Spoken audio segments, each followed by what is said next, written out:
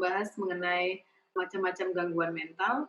Nah, nanti akan secara total akan ada 6 sebenarnya, macam gangguan yang akan kita ulas dalam kelas ini, tapi nanti akan saya pecah menjadi pertemuan 3 dan pertemuan 4 karena biar kita lebih dalam membahasnya. Seperti biasa saya akan menampilkan materi yang akan kita ulas hari ini ya, yaitu materi mengenai mengenal macam gangguan mental. Nah, secara garis besar akan ada 6 gangguan yang akan kita bahas ya. Yang pertama yaitu depresi, kemudian ada general anxiety disorder atau gangguan kecemasan umum atau juga dikenal dengan GAD, kemudian fobia, gangguan kepribadian, gangguan bipolar dan psikosis ya. Oke, nah 3 gangguan, pertama yaitu depresi, GAD, dan fobia akan kita ulas pada pertemuan ketiga ini. Kemudian 3 gangguan di bawahnya yaitu kepribadian, bipolar, dan psikosis akan kita ulas pada pertemuan yang selanjutnya. Di sini kita bisa lihat gitu ya, depresi. Depresi itu sendiri ditandai dengan suasana hati yang tertekan, kehilangan minat gitu ya. Kemudian, kadang-kadang ada penurunan yang signifikan dalam kualitas hidup sehari-hari gitu. Kemudian GAD ataupun kecemasan umum ditandai dengan perasaan khawatir, perasaan cemas, takut yang cukup kuat dan mengganggu aktivitas sehari-hari. Fobia yaitu ketakutan tidak realistis pada objek yang tidak mengancam gitu ya, seperti itu. Nah, kita akan ulas satu-satu macam-macam gangguan ini.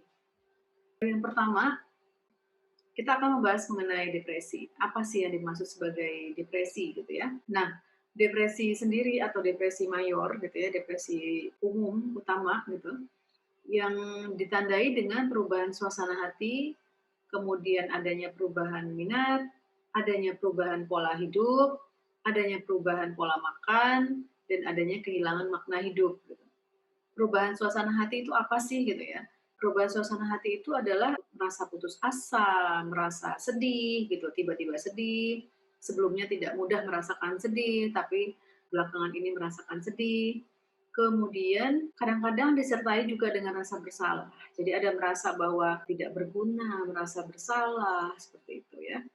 Kemudian yang cukup menonjol juga pada orang yang mengalami depresi itu adalah adanya perubahan minat, adanya perubahan aktivitas sehari-hari secara drastis, terutama dalam minat yang dulu suka, misalkan suka keluar, ketemu dengan orang lain, terus belakangan menjadi tidak senang atau tidak suka.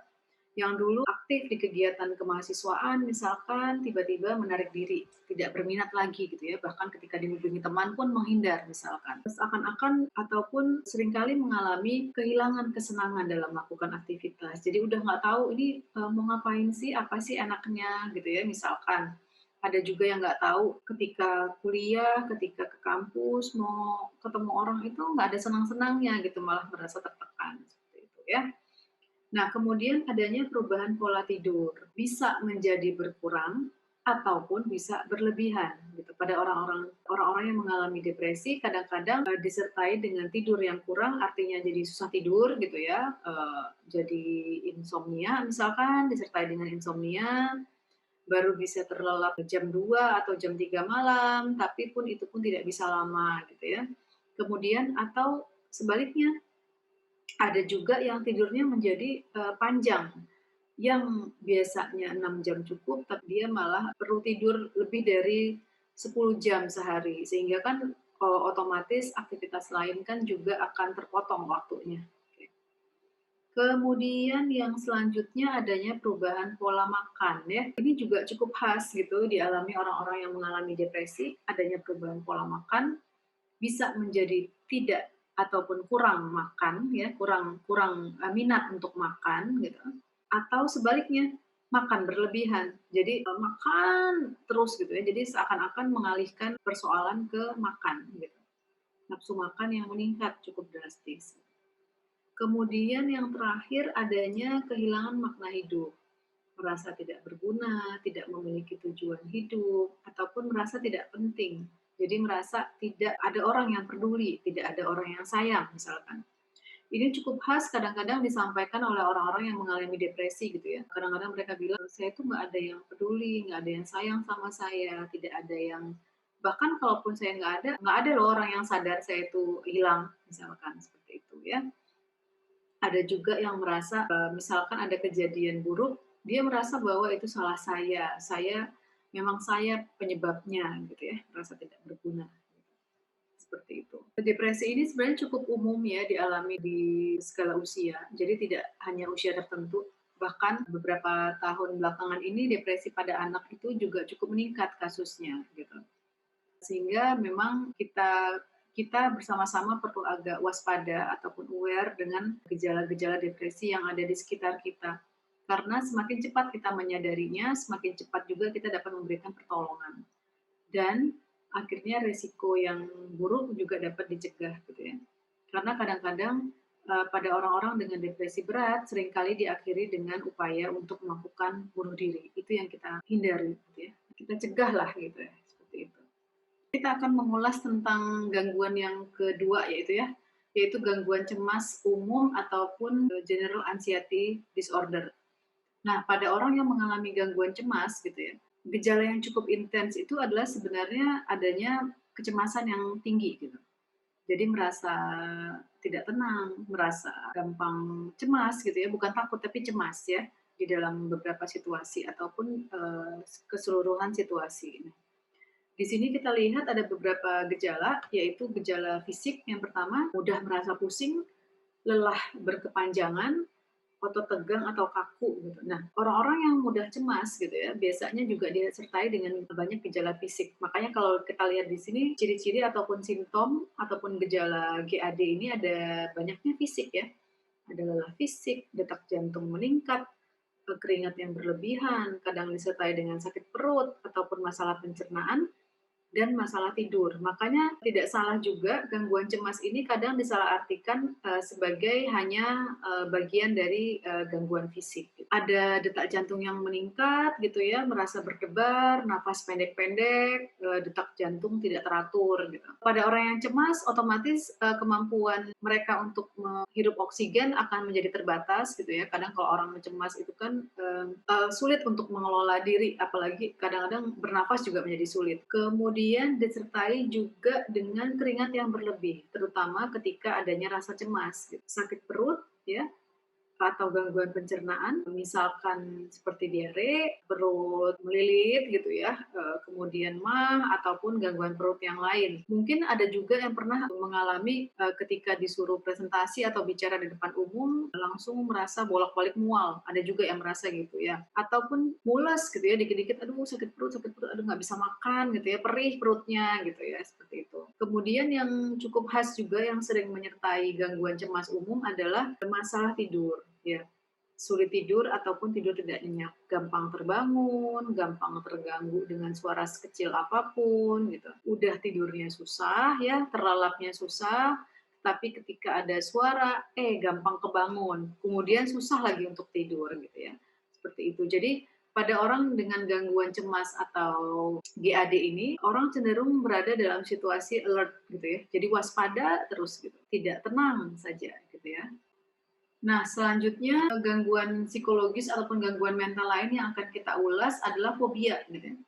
Seperti yang sudah saya jelaskan sebelumnya, fobia itu adalah ketakutan yang tidak rasional. Jadi adanya perasaan takut disertai dengan gejala-gejala ataupun perilaku yang menyertai, tetapi pada sumber takut yang tidak rasional. Jadi kadang-kadang sumber takut itu sebenarnya tidak menimbulkan bahaya. Misalkan fobia uang kertas, ada orang yang fobia uang kertas, tapi uang kertas lecek gitu ya.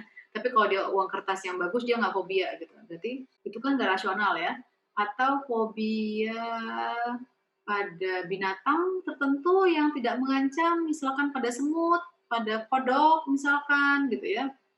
Tapi kalau takut harimau itu wajar ya, itu rasional menurut saya. Semua orang juga takut sama harimau kalau harimaunya nggak dikandangin gitu ya, atau harimaunya tidak di kebun binatang, itu masuk akal.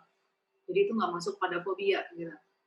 Oke, kemudian kita lihat gejala-gejala fobia ya. Yang pertama ada gejala fisik, detak jantung berdebar juga, sakit kepala, keringat berlebihan gitu ya ketika dalam kondisi berhadapan dengan sumber takutnya. Kemudian sumber takut yang tidak jelas.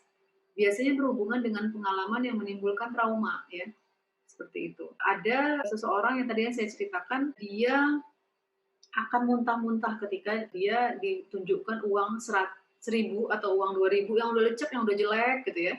Ternyata setelah digali, yang dia takutkan, yang dia itu mempersepsi kalau uang kertas yang jelek banget itu kumannya banyak gitu.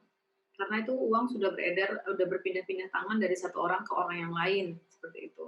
Sehingga pasti banyak tuh kuman, apalagi lecek ya bentuknya gitu.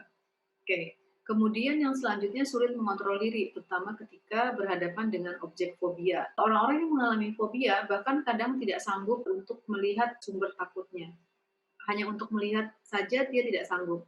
Atau ada juga yang paling cukup parah juga, dia tidak sanggup mendengar kata. Bahkan untuk mendengar kata aja dia nggak sanggup gitu. Kemudian takut atau mati ataupun celaka karena sumber takutnya. Jadi dia takut mati atau celaka misalkan karena ketemu kodok, karena mendengar kata kodok, atau karena melihat uang lecek misalkan, seperti itu. Kemudian fobia yang muncul terkait dengan sumber takut tertentu bisa juga ya, jadi namanya fobia spesifik gitu, jadi sumber takutnya jelas gitu. Kemudian ada juga fobia yang sifatnya fobia kompleks. Ada dua macam, yaitu fobia sosial dan agorafobia. Pada fobia sosial, orang-orang yang mengalami fobia ini biasanya mengalami kecemasan ataupun ketakutan ketika berusaha menjalin relasi dengan orang lain, ataupun ketika berusaha menjalin hubungan sosial dengan orang lain, sehingga dia cenderung menghindari tempat-tempat yang apa ya, yang mengharuskan mereka menjalin relasi.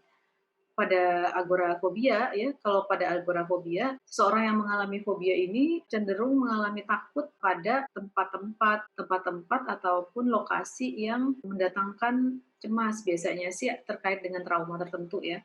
Makanya ketika orang dengan agorafobia ini kadang memerlukan teman ya, memerlukan orang lain untuk menemaninya sehingga dia mampu menghadapi ataupun lingkungan dia takutin, seperti itu. Penderita agorafobia kadang-kadang merasa tidak berdaya ataupun merasa terperangkap gitu ya, ketika dia berada dalam sebuah situasi yang tidak bisa dikontrol atau ditakutin oleh dia. Situasi-situasi itu bisa juga seperti tempat umum, tempat tertutup, keramaian, ataupun situasi yang membuatnya sulit mendapatkan pertolongan dari orang lain. Sehingga meskipun ketika didampingi oleh orang lain, kadang perasaan cemas itu tetap ada. Oke, baik, itulah materi kita tentang macam gangguan yang part 1 ya, jadi baru ada 3 gangguan. Nanti pertemuan selanjutnya kita akan membahas 3 gangguan lain yang lebih berat ya.